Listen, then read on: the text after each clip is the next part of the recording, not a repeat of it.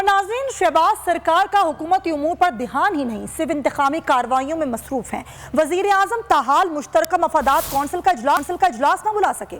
شہباز شریف آئینی طور پر 90 روز کے اندر اجلاس بلانے کے پابند ہیں، مگر 4 ماہ 24 روز بعد بھی اجلاس نہ بلایا گیا۔ کسی صوبے نے بھی اجلاس طلب کرنے کی ضرورت ہی محسوس نہیں کی۔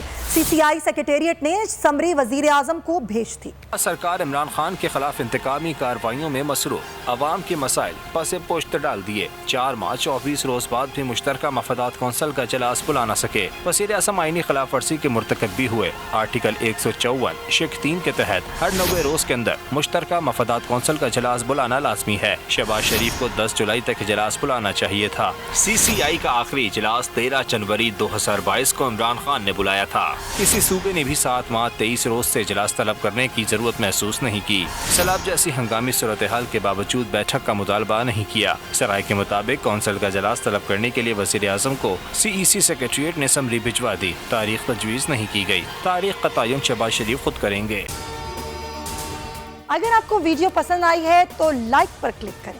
سب سے زیادہ ویوز، سب سے زیادہ ریلز اور سب سے زیادہ ریٹنگ کے ساتھ بول اب بھی نمبر 1 پوزیشن پر برقرار۔